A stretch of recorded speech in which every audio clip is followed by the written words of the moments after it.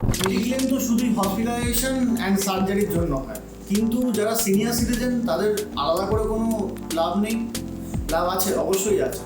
তারা OPD benefit নিতে পারে, অ্যানুয়াল হেলথ চেক আপ নিতে পারে, ডে কেয়ার নিতে পারে, যেটা তাদের সব থেকে বেশি প্রয়োজন। ডে কেয়ারের মধ্যে ক্যাটারাক্ট, আপনার ডায়ালিসিসের কোনো কাজ, বা তারপরে আপনার ক্যান্সার রিলেটেড কেমোথেরাপির কোনো কাজ, সেগুলো সব ডে কেয়ারে পড়ে। তো 500+ ডে কেয়ার ফেসিলিটিস আপনি নিতে পারেন। আর সবসময় মাথায় রাখবেন যে হসপিটালে ভর্তি হওয়াটাই কিন্তু মেডিক্লেমের কাজ নয়। মেডিক্লেমের কাজ অনেক কিছু আছে, যেমন আপনাকে ডে কেয়ার বললাম, সিম্পল, মাঝখানে কেটে দিস, সিম্পল। ওপিডি যখন আপনি নেবেন, ওপিডিতে আপনি মেডিসিনও পাবেন, প্লাস ডক্টরের যে ফিসটা আছে সেই ফিসটার আপনার যে এক্সাক্ট ভ্যালুয়েশন বিলটা সাবমিট করলে আপনি কিন্তু ক্লেমটা পেয়ে যাবেন।